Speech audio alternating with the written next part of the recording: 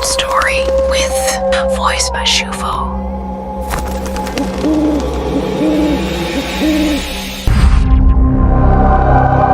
হে guys, আসসালামু আলাইকুম। কেমন আছেন সবাই? আশা করি আল্লাহর রহমতে সকলেই ভালো আছেন। আমিও আল্লাহর রহমতে আলহামদুলিল্লাহ ভালোই আছি। প্রতিদিনকার মতো আমি আজকেও চলে আসলাম আমার জীবনের একটি ঘটনা নিয়ে।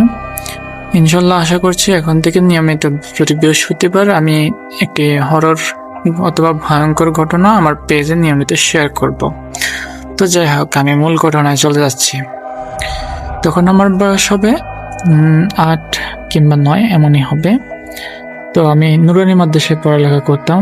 তো আমি যে মাদ্রাসায় পড়ালেখা করতাম মাদ্রাসাটা হচ্ছে চট্টগ্রামে। তবে আমি সরাসরি ওই মাদ্রাসাটির নাম নিচ্ছি না, এতে মাদ্রাসার নাম খারাপ হতে পারে। তো যাই হোক, তো ওই মাদ্রাসাটা ছিল মোট 5 তলা বিশিষ্ট। তো নুরানি যে শাখাটা ওইটা 5 তলায় ছিল। তো ওইটা মূলত পুরোটা একটা হলের মতো ছিল। তো ওখানে হলের এক কোনায় কিছু পর্দা দিয়ে রাখা ছিল, পর্দার ভিতরে হুজুররা থাকতো, আর বাহিরে যত স্টুডেন্ট আছে সবাই নিজস্ব অস্থায়ী বিছানা করে শুয়ে যেত এবং ঘুম থেকে উঠে সবাই বিছানা এক পাশে গুছিয়ে ওখানেই কেউ কোরআন শরীফ আর কেউ কায়দা কিংবা ইত্যাদি পড়াশোনা করত। তো সেখানে আমি অনেক ছোট ছিলাম বিদায় আমার অনেকটাই কিছুটা ভয়ভীতি থাকতো। আমি যেদিনকার ঘটনাটা বলছি, আসলে সেদিন কি হয়েছিল, সেদিন কারেন্ট চলে যায় ভাত খাওয়ার সময়। আমরা সেখানে ভাত খেতাম প্রায় রাত 9টার দিকে। তো তখন কারেন্ট চলে যায়। তো কারেন্ট চলে গেলেও তখন একটা জেনারেটরের লাইট ছিল ওখানে। অর্থাৎ যেহেতু পুরো হলটাই একটা হল ছিল, মানে খোলামেলা, আশেপাশে আলাদা কোনো রুম নেই। সো একটা লাইটই জ্বলতো একদম মাঝখান বরাবর, যার আলোতে সবাইকে তাড়াতাড়ি ভাত খেয়ে শুয়ে পড়তে হতো। কারণ যেহেতু জেনারেটর, এটা নির্দিষ্ট সময় পরে বন্ধ করে দেওয়া হতো, মানে রাত 10টা কিংবা 10:30টার দিকে বন্ধ করে দেওয়া হতো।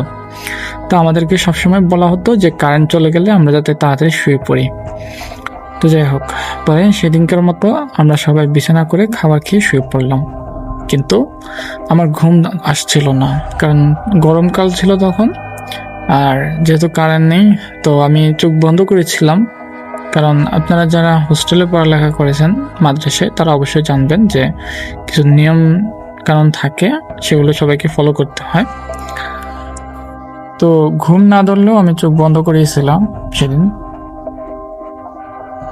পরে আমি চোখ বন্ধ করে থাকতে থাকতে বাড়ির কথা ভাবতেছিলাম, কতক্ষণ ভাবতেছিলাম কবে বাড়ি যাব, এটা সেটা ইত্যাদি।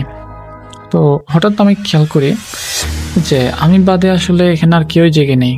মানে আমি যে চোখ বন্ধ করেছিলাম সময়টা মনে হয় আধা ঘন্টা কি 1 ঘন্টার মতো পেরিয়ে গেল, আমি বুঝতেই পারলাম না আসলে। তো পরে আমার মনে একটু ভয় লাগছিল আর কি, যে আমি বাদে সবাই ঘুমিয়ে গেল।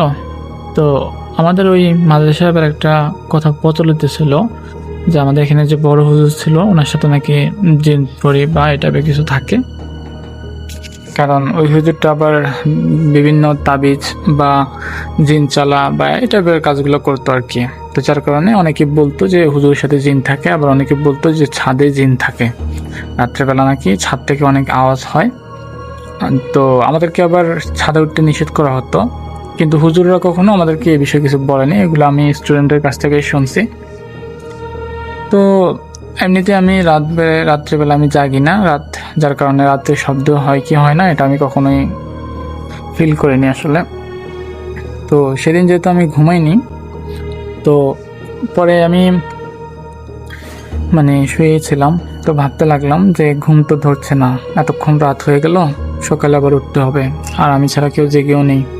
যদি আমার পাশের ছাত্রগুলো জেগে থাকতো তাহলে হয়তো বা ওদের সাথে আমি গল্প করতাম, এমন কিছু। আর এদিকে কারেন্ট আসছে না, যেহেতু গরমকাল, গরমে আমার ঘুম আরও ধরছে না। পরে আমি হঠাৎ করে, আমি মশারি টাঙানো ছিল আমার, তো হঠাৎ করে আমি খেয়াল করি যে আমাকে কেউ একজন ডাকছে এবং আমার নাম ধরেই ডাকছে সে, এভাবে যে শুভ শুভ এভাবে করে ডাকছে কয়েকবার। তো আমি ফার্স্টে এটাকে ভাবছি আমার মনের ধারণা, হয়তো বা কেউ ডাকেনি আমাকে, কিন্তু কিছুক্ষণ পরে দেখি ওই ডাকটা অনবরত আসছে। পরে আমি যেহেতু হোস্টেলে থাকি, তো আমরা আবার সবসময় ভয়ে থাকতাম যে কেউ যদি জেগে থাকে, জেগে আসছে, এটা যদি হুজুরা দেখে আবার শাস্তি দিত। তো এই ভয়ে আমি আবার সরাসরি উঠতেছি না, কিন্তু শোয়া থেকেই আমি চারিদিকে দেখি আসলে কি হচ্ছে বিষয়টা। দেখি যে কাউকে দেখা যাচ্ছে না, সবাই তো শোয়া।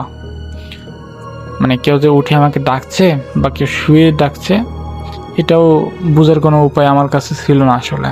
তো তারপরেও আমি অল্প আলোতে চারিদিকে তাকালাম কেউ উঠছে কিনা, বা অনেক সময় এমনও হয় যে কেউ ওয়াশরুমে যাওয়ার সময় আমাকে ডাকে, দেখলাম যে কেউ উঠে নেই এবং কেউ জেগেও নেই, কারণ নড়াচড়াও নেই, কিছু নেই, কিন্তু আমাকে কেউ একজন ডাকছে। কোন জায়গা থেকে ডাকছে এটা আমি আসলে সরাসরি বুঝতে পারতেছি না ওই সময়টায়। তখন আমার হঠাৎ মানে শরীর ঘামতে শুরু করলো আরও বেশি, এবং আমি প্রচুর ভয় পাচ্ছিলাম তখন আসলে যে আমাকে কে ডাকছে।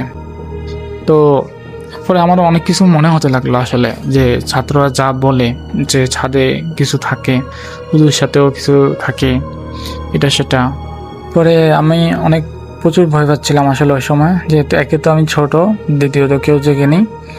এবং আমি অনেকবার করে হুজুরদের রুমের দিকে তাকালাম যে কোনো হুজুর উঠে কিনা, বা যদি হুজুর উঠে তো আমি হুজুরকে বলবো বিষয়টা।